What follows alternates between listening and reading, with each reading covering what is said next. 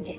So Hellen, if a bride and groom comes to you today and say that, okay, we want to work with a wedding decorator, so what are the steps that you would take them through? Like, what do you need them to prepare beforehand? And Okay, we will need to establish what's the theme, the logo, and all the basic first, the look and the feel. Then after that, we will go to the venue, do the site visit.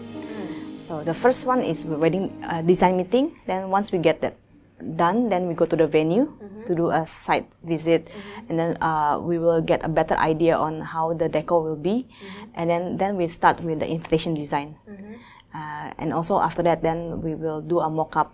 Because we want to present to the couple a small mock-up for them to get the idea. Because couple are very. How do you do the mock-up? We will do a table centerpiece mock-up. Oh, I see. Nice. Yeah. So they will get the idea of how the overall feel of the wedding, and then after that we will we will have a handover whether they want to pass to us personal items and their pictures. That's before the wedding, 3 days before the wedding. Then we execute the wedding day. So the couple doesn't need to be hands-on at all.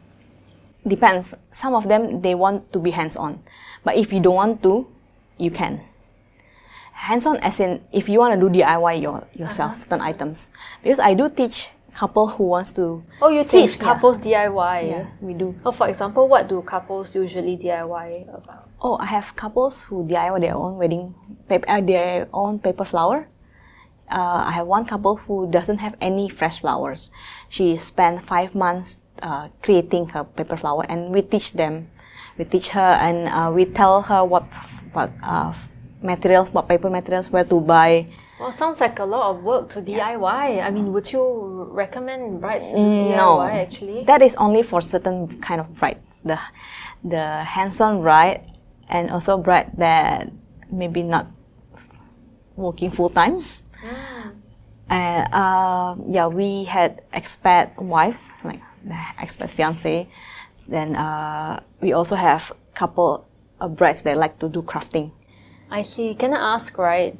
Does it mean that if a bride DIYs some decor for her wedding, does it mean that she will necessarily save a lot more compared to someone who doesn't? She will save the man-hour labor costs actually, but not much, because you can only DIY small items. Like you can DIY maybe your small paper flower. You cannot DIY the whole entire paper flower for the stage. You still need a decorator to build up your stage. So they might save few $100s, I will say. But amount of time? Yeah, it's not actually to save cost. I will say it's more to your own personal satisfaction. So if you want to save cost by DIYing, well, I think you actually can also. Means you don't need to pay us. You don't need to pay somebody to do it for you, but you have to trade it with your time. I see. How valuable is your time? If you only have 6 months to plan your wedding, you better not. Because online we see a lot of Pinterest, right? They talk about DIYing things. Yeah. Do you think that those are actually done by brides or they are done by professionals? Usually done by professionals. So they are kind of like DIY, right? Yeah, because these DIY. people know how to do it. Yeah. Usually they are crafter themselves, and they just do a tutorial. Of course, it's easy to do one, but to do hundreds or maybe like 50s, it takes a lot of time. Like, how much time does it take if I want to do 50 paper flowers? I think you need about 5 months. 5 months to do 50 paper flowers? Or maybe like 3 months, depends on... 3 months. And the 50 paper flowers, how much space can it cover? It can cover your table centerpiece actually. Only the table centerpiece, not even enough to cover the stage? No. So it actually depends on the timing. How much time do you have? And if you already plan your weddings like 2 years beforehand, 1 year beforehand, then you can do it. That sounds like a really long journey to do so many things. Yeah. DIY is not for everyone, I will say. Yeah, I would think so too. So Hellen, could you share with us some memorable experiences of things that you've done for your brides, or any last minute situations that you helped to overcome? Oh, okay. I have two memorable experience that I can think of right now. Those are different than the rest, and also because the personality of the couple. So I have this couple who really loves Tokidoki. What is Tokidoki? It's an illustration done by this illustrator from Italy, and they develop into a products. So you have a bags, Tokidoki bags. You have clothing. It's very popular in Japan. So the brief for this couple is they wanted to look like a product launch of Tokidoki in their wedding. So we end up actually doing a logo for them and an icon for this couple, and we also create the whole brand of the weddings. The wedding actually done in a hotel.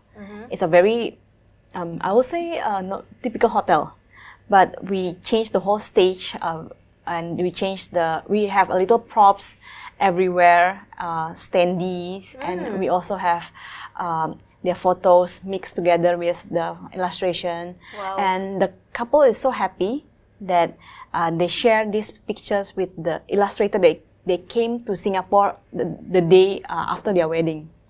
And then the illustrator was so happy also, like they actually use his work to do up a wedding. Wow, that's very nice. Very nice. That is very nice because we don't get that very often. Usually couples are quite safe in their choice of theme. But if you want to showcase your personality and you express more on yourself, actually it means a lot for the guests, and the guests love it so much. It's quite different. Although maybe when I show that weddings to other people, they are like, wow, this is very different. Yeah, but still, it's their wedding. Yeah, it's not something that most people would go for, right? Yeah.